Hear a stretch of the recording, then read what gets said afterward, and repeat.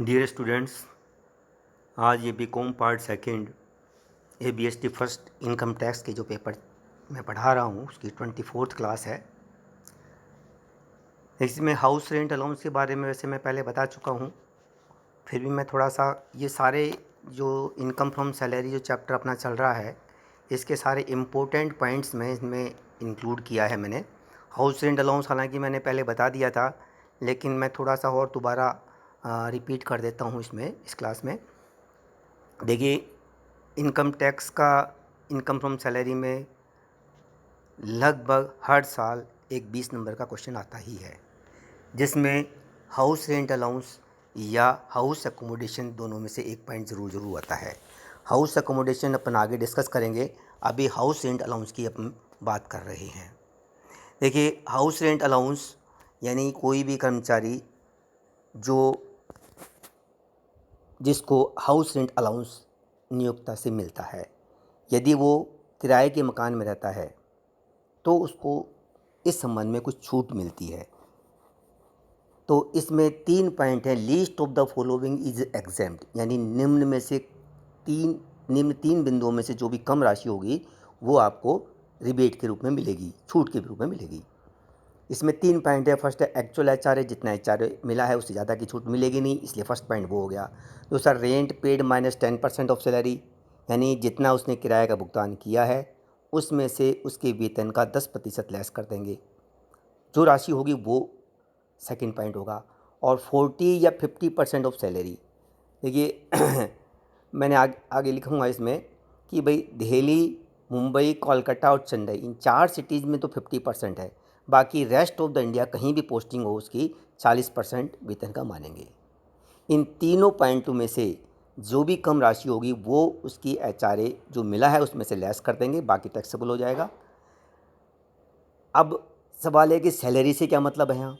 Salary से meaning का मतलब है यहाँ बेसिक पे, BP मतलब बेसिक पे, DA कंडीशनल मैंने पहले बता दिया, DA का मतलब DNS अलाउंस है, ये महंगाई भत्ता जिसको हिंदी में कहते हैं। C का मतलब कंडीशनल, यानी सेवा की शर्तों के अनुसार यदि DA दे है तब तो इसको इसमें जोड़ेंगे, अदरवाइज नहीं जोड़ेंगे। एक और COS, कमीशन ऑन सेल्स, यानी कोई सेल्स पर कमीशन के लिए यदि कोई कमीशन मिलता है, सेल्स पर कमीशन की परसेंटेज के रूप में मिलता है, तो वो भी इस सैलरी का पार्ट होगा। ऑफ द रिलीवेंट पीरियड, ये बहुत इंपॉर्टेंट है, जिस पीरियड के लिए HRA मिल रहा है उसी पीरियड का वेतन लेना है। कई बार क्या होता है पूरे साल HRA नहीं मिला, मान लीजिए 6 महीने मिला, तो जिस पीरियड में HRA मिला उसी पीरियड का वेतन आपको लेना है। तो ये वर्ड बहुत इंपॉर्टेंट है, ऑफ रिलीवेंट पीरियड। अब देखिए, इसमें मैंने इंग्लिश में लिखा है तो इसलिए अपन को नोट इंग्लिश में ही बनाने पड़ते हैं, इसलिए हिंदी इंग्लिश में कोई ज़्यादा फ़र्क नहीं है। BP बेसिक पे हर जगह अपन यूज़ करेंगे, DA conditional DA, COS commission on sales. हम तीनों में से जो भी राशि कम होगी उसकी आपको छूट मिल जाएगी, बाकी टैक्सेबल हो जाएगा। एक इम्पोर्टेंट बात और मैं बता दूं कि कोई व्यक्ति जो किराए का भुगतान कर रहा है, किराए के मकान में रह रहा है, उसे ही ये छूट मिलेगी। कोई व्यक्ति खुद के मकान में रह रहा है, अपने पेरेंट्स के मकान में रह रहा है, या किसी ऐसी जगह रह रहा है जहाँ उसको किराए का भुगतान नहीं करना पड़ेगा, तो उसको इस तरह की कोई छूट नहीं मिलेगी। ये इम्पोर्टेंट बात ध्यान में रखिएगा। जैसे मान लीजिए कोई व्यक्ति 1 साल में 4 महीने किराए पर रहा और 8 महीने खुद के मकान में रहा, तो 4 महीने किराए के मकान में रहा तो उस 4 महीने के HRA तो पूरे साल भर मिला उसको, मान लीजिए, तो HRA एक बार तो टैक्सेबल, एक बार तो इनर कॉलम में पूरा लिखेंगे, लेकिन जो छूट मिलेगी वो जितने महीने किराए पर रहा वो 4 महीने का, तो 4 महीने की किराया यहाँ लेंगे और 4 महीने की सैलरी लेंगे। ये थोड़ा ध्यान रखने वाली बात है। अब एक नेक्स्ट पॉइंट है ग्रेच्युटी। देखिए, ग्रेच्युटी क्या होती है।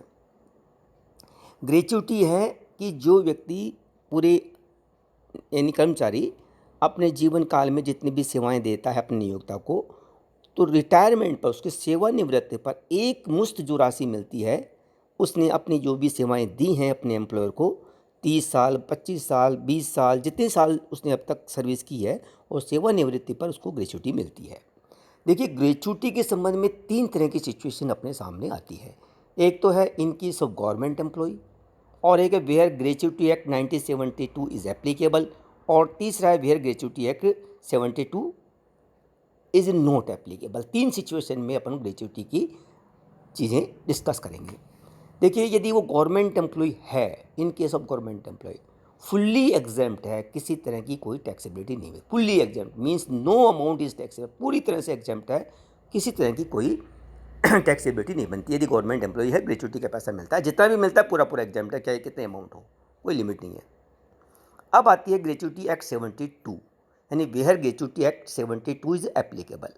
अब अपन को ये ध्यान रखना पड़ेगा, ग्रेच्युटी एक्ट 72 एप्लीकेबल कहाँ होता है। इसमें लिख दिया मैंने, the act is applicable where 10 और more person are employed, for example factory, mines, gardens, oil fields, ports, rails and companies. Company में नॉर्मली 10 से ज़्यादा लोग काम करते हैं, इसलिए ले लेते हैं, थोड़ा ध्यान रखिए। लेकिन ज़्यादातर क्वेश्चन में आपको मिल जाएगा कि कितने लोग काम कर रहे हैं। यदि 8 लोग काम कर रहे हैं तो इसका मतलब ग्रेच्युटी 72 लागू नहीं होता। 1-2 क्वेश्चन ऐसे जिसमें 8 लोग लिख रखा है, लेकिन आपको क्या ध्यान रखना है, 10 या 10 से ज़्यादा लोग काम करेंगे तो वहाँ ग्रेच्युटी एक्ट 72 लागू होगा, अदरवाइज। और ये कुछ ये पॉइंट भी याद रखिए। अब ग्रेच्युटी एक्ट 72 के संबंध में क्या है, least of the following exempt. ज़्यादातर पॉइंट्स में ये मिलेगा, list of the following is exempt. अब इसमें कितने, इसमें भी 3 पॉइंट है। एक्चुअल अमाउंट रिसीव्ड, जितना ग्रेच्युटी का पैसा उसको मिला है वो अमाउंट हो जाएगा। दूसरा मैक्सिमम अमाउंट, मैक्सिमम अमाउंट क्या है, 20 लाख रुपए है, यानी 20 लाख से ज़्यादा की छूट नहीं मिलेगी। गवर्नमेंट में भी यही होता है कि 20 लाख से ज़्यादा ग्रेच्युटी नहीं मिलती है, इसलिए ज़्यादातर पॉइंट जो है गवर्नमेंट में जितना मिलता है उस हिसाब से यहाँ एग्जामेशन देते हैं। तो कई लोग सोचते हैं सब गवर्नमेंट एम्प्लॉयज़ को क्यों एग्जाम्प्ट होती है, तो गवर्नमेंट एम्प्लॉय के सबके लिए सेम रूल है। ऐसा नहीं कि किसी के लिए कोई रूल होगा, किसी के कोई रूल होगा, सब वो ही रूल लगभग यहाँ एप्लीकेबल होते हैं। तो actual amount received first point, maximum amount 20 lakh हो गया, मैंने लिख रखा है इसमें 20 लाख रुपए। तीसरा point, year of service into 15/26 into last पे।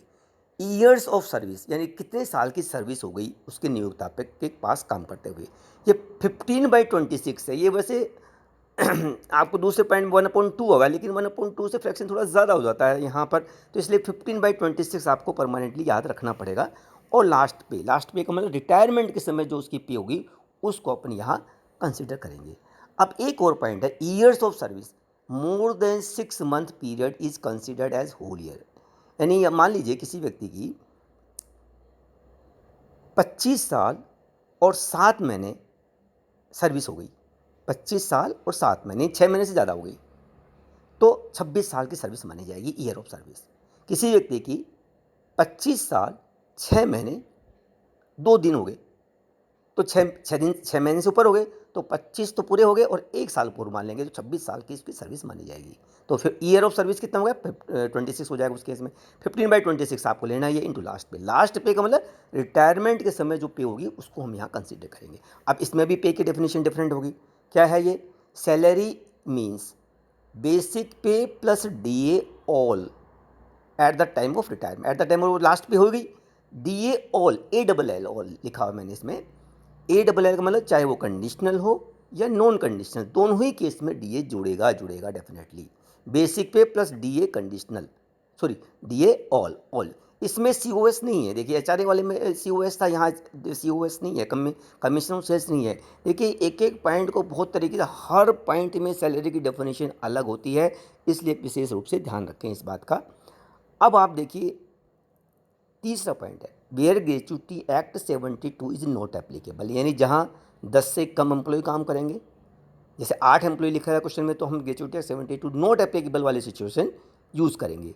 ठीक है, या क्वेश्चन में लिख देगा जैसे भी है। अब इसमें भी वही 3 पॉइंट, एक्चुअल अमाउंट जो पहले वाला था वही है, यहाँ भी एक्चुअल अमाउंट, मैक्सिमम अमाउंट वही 20 लाख, यहाँ भी 20 लाख है। अब यहाँ फ़र्क ये है, जो तीसरा बिंदु है ईयर ऑफ सर्विस, यहाँ हम कंप्लीटेड ईयर ऑफ सर्विस की बात कर रहे हैं, यानी फ्रैक्शन ऑफ पीरियड, 6 महीने से ज़्यादा हो, इवन 11 महीने हो, 11.5 महीने हो, तो भी हम छोड़ देंगे उसको।